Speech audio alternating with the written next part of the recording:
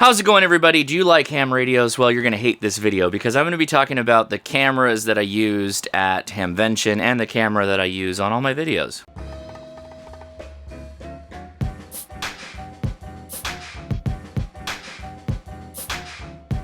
Okay, so I appreciate this is going to be a fairly niche video. It's only going to, hit with some folks. But, hey, everybody likes cameras these days.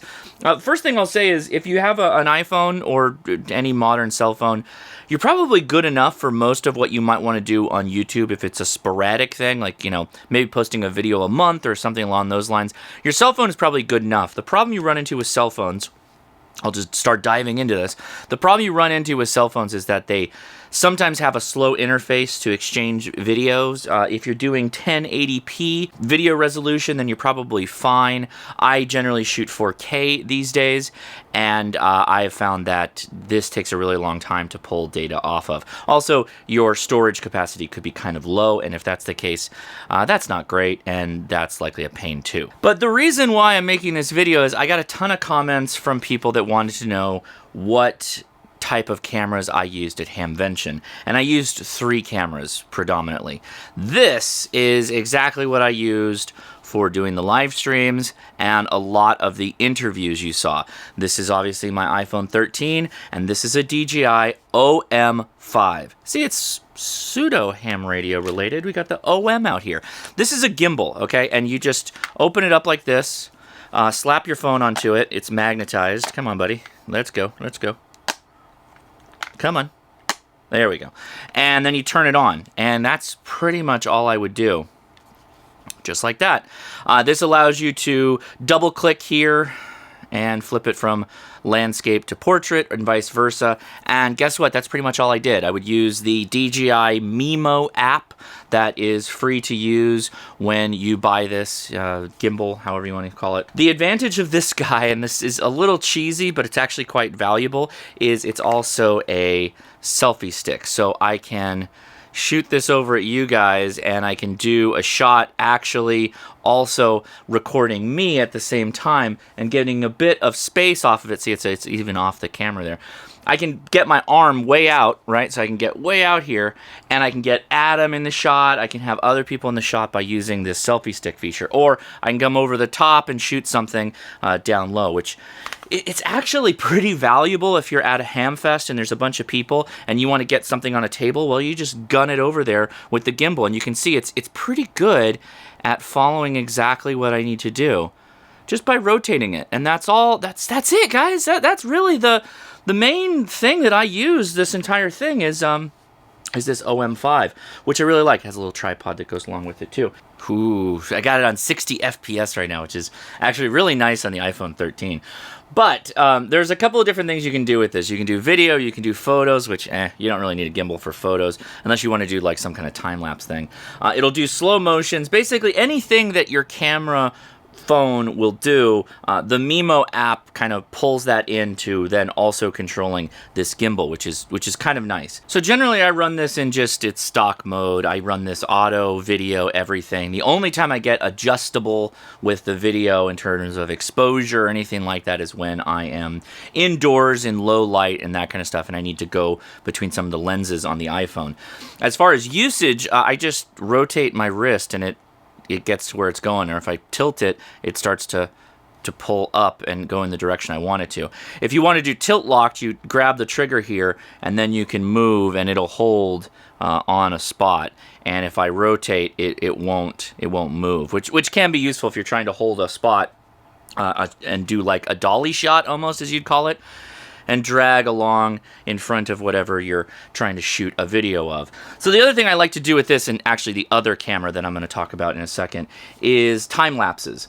So a time lapse is where you literally just tell it to run for 20 minutes, 10 minutes, 5 minutes. It's all adjustable, and it'll do intervals of shots, right?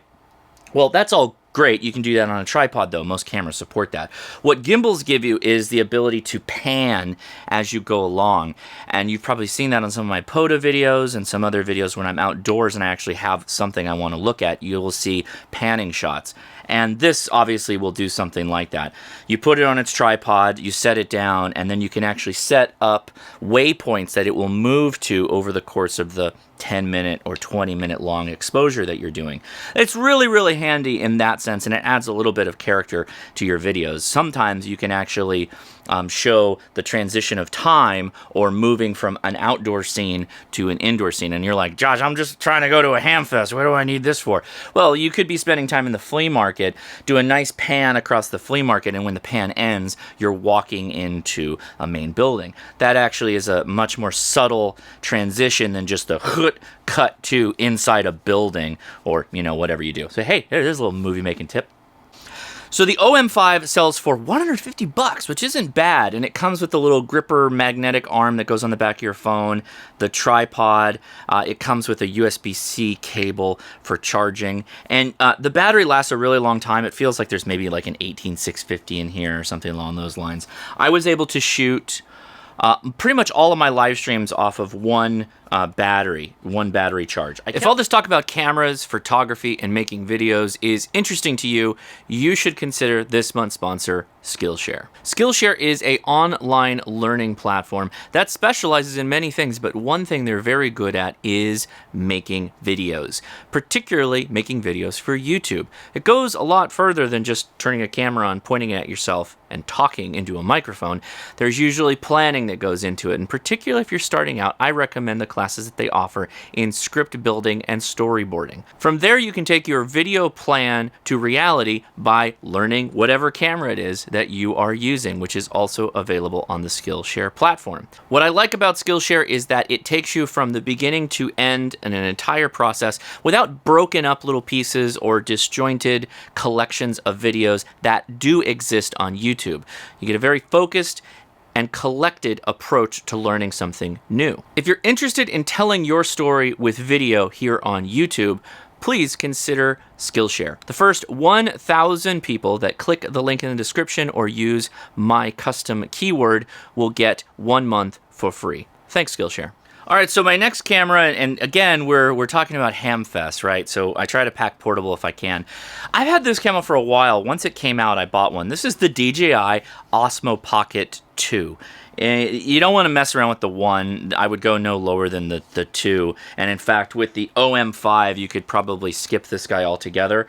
But what I was finding is, or my thoughts that went into buying this, I always liked having a simple camera that is not my cell phone. A camera that I can do all my shooting on that's not my cell phone, that doesn't tie up my entire day or whatever I'm doing with shooting video. And the Osmo is okay at that. It's definitely not as fast a shooter or get up and running and start shooting as my Canon G7X was that I used to do all my vlogging with. Wow, that's quite a years ago that I was doing that.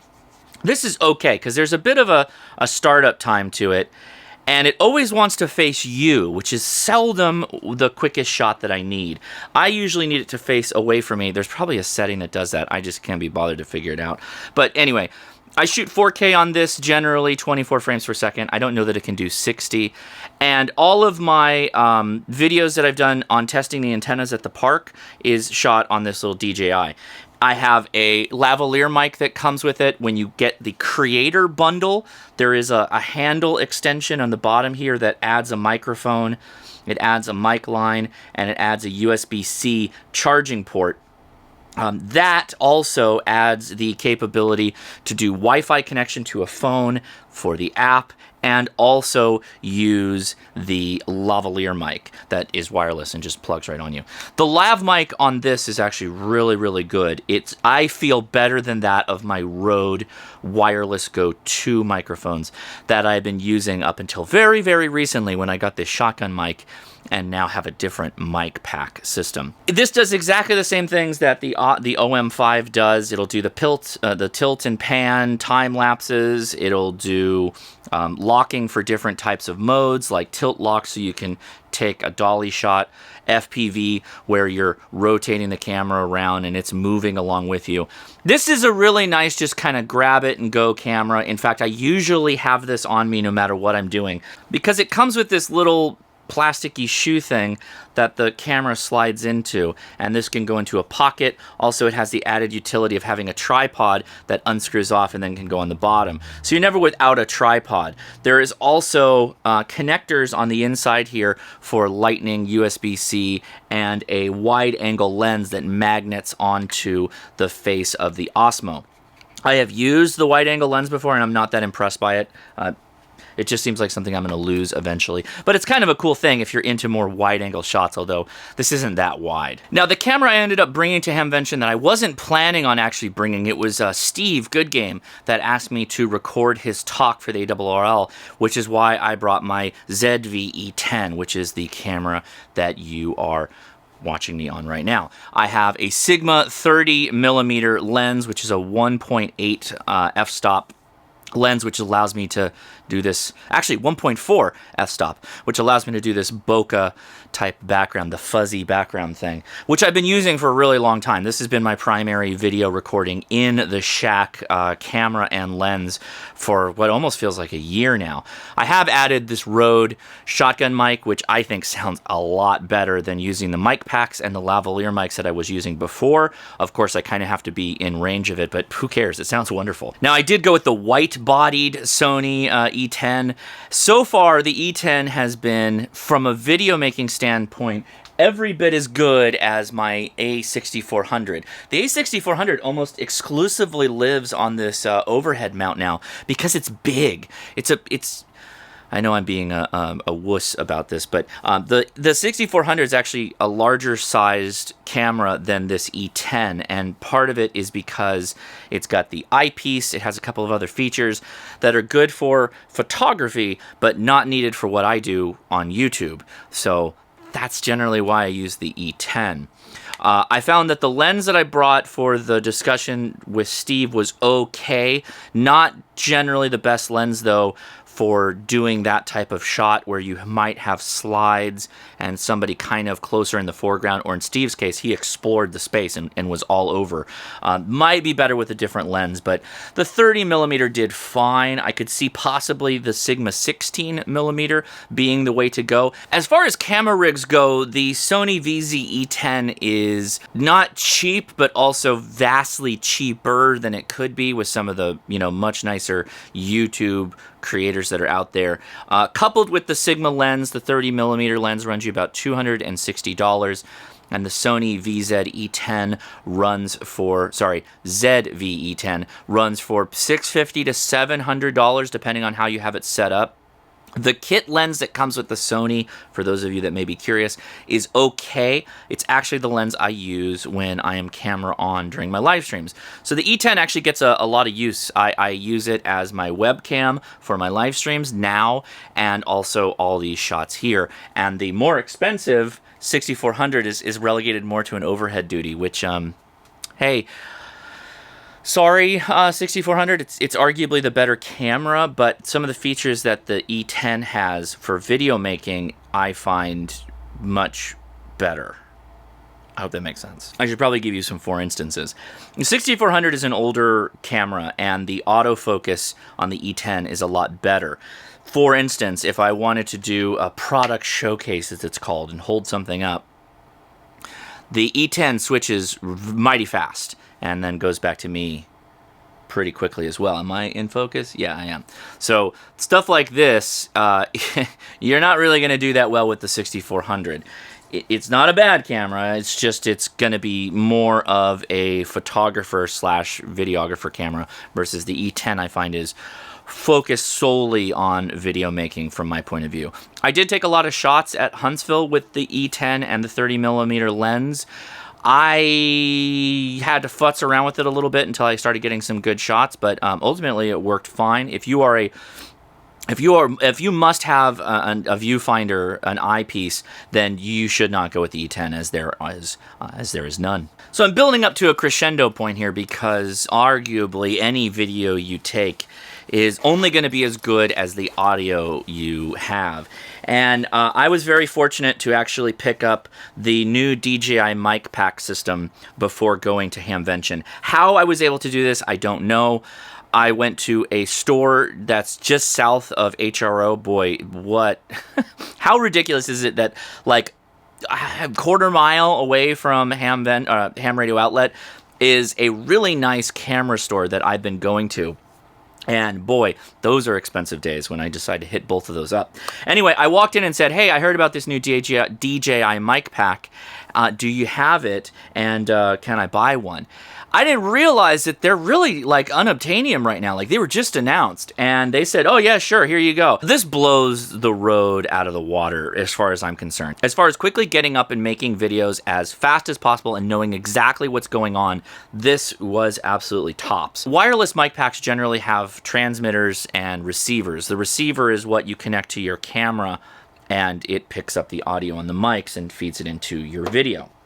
Why this is so cool and blows the road out of the water and makes this whole thing so deliciously awesome and possible is you take your phone, take your connector on the receiver of the DJI and plug it right in, and that's it. That is how you do audio with this, and it works a treat. You balance the gimbal with the receiver on the end, so it's now picking up the microphones. You clip a microphone on yourself and possibly on whomever you're talking to, which, by the way, the box syncs all of them up together, and you get dual levels for the two microphones. It's crazy. You can make them mono if you want to. You can make them stereo, meaning this is on the left track and this is on the right track, and then in post-editing, you can balance audio, because sometimes when you're walking around, you'll get somebody with just this really loud voice and somebody with like a really low voice, and you need to bump those up in editing. This does it. So basically everything you would want to do with the Rode Wireless Goes, which is what everybody's using right now, which is still a good mic, this does all in body. So your gain controls are all touch body recording. The recording can be turned on the actual receiver. You click a button and the person that has the mic will actually feel this vibrate, and then a little red light will turn on. And you can also do it on the mic itself, and I'm now recording on this mic. It's entirely possible that you could do an entire podcast on these, just if it's a two-party thing, or, you know, one party and you just hold a mic and pass it back and forth. You turn record on both parties and then just shoot your podcast. And that's all there is to it. I really can't say enough about this little kit, and it's got the whole AirPod thing going on. The recording is done in body, meaning each one of the microphones actually has its own audio track, and it will make different audio tracks depending on how you have it set up. These just plug into a computer and you can pull the audio off. It's not like the Rode where you have to use an app and a very clunky software to download audio off of the microphones. It's just a better solution all in around. It's like they took all the complaints that were made against the Rode and just decided, hey, we'll just do all of that and make this really slick device, which, again, points here. One charging port charges all three things versus the Rode. I think they sent you like 3 USB-C cables, and you were just expected to have like a gang of 3 chargers that you could charge your receiver and the 2 transmitters whenever you're out and about and trying to make video, which is just obnoxious. This is just a way better idea, having them all docked in, being able to take them out, charge, and when they need an update, just throw them back in. The last thing I'll mention is they actually had the wherewithal to include a little magnet on the back, and that allows you to lavalier mic off of a shirt, which is better than a clip. Most people use the clip right here, and that's actually a really poor idea. You want to bring it down a little bit so that you get a better shot, and lying it flat with a magnet is going to give you much better performance with the microphone. And if you need to bump it, you can. You just go into the receiver and bump up the gain on whichever mic you wanted to bump. So to recap this a bit, I want to be really clear too. This is all gear that I've had for a while. The DJI is the newest update to the kit, and really this is thanks to the pain that I've had with the Rodes. I just wanted a better solution, and I was kind of willing to pay for it, and that is the downside. These go for $329 for this mic pack kit. which is pretty high from my point of view. The Rodes, I think, are $250-ish, and they're probably going to come down in price as well. It's really up to you on what you want to do. Again, yeah, I'm showing off. It's a bit of a flex here, but do keep in mind I've had this gear for a while now, most of it. That's Sony, the Osmo Pocket 2, and now the OM5 I actually used at Huntsville and Hamvention. So it has served its purpose really well. And the addition of the DJI is really awesome. So if you walk around the Hamfest and you see people with this gear, all the YouTubers, it's because of me. They're copying me. I'm just kidding. I think it makes much better video, particularly when you use a gimbal like this and you can get better control of what's going on. Yeah, anyway, that's pretty much all I wanted to say. Hopefully I answered the questions. I got a couple of questions from people asking me about videos that, cameras that I used, my audio solutions, because I had the, I guess because I had the DJI and nobody else had that, and people were asking me all about it. Literally at the show, people were stopping me to ask me about my cameras a lot of the time, which is kind of cool, and they asked me to make a video on it. So here it is. There's the video. I hope this was helpful. Anyway, I am Josh, KI6NAZ. If you did find this video helpful, please give me a thumbs up, and if you have not already, consider subscribing, click that bell, and I will talk to you later. 73.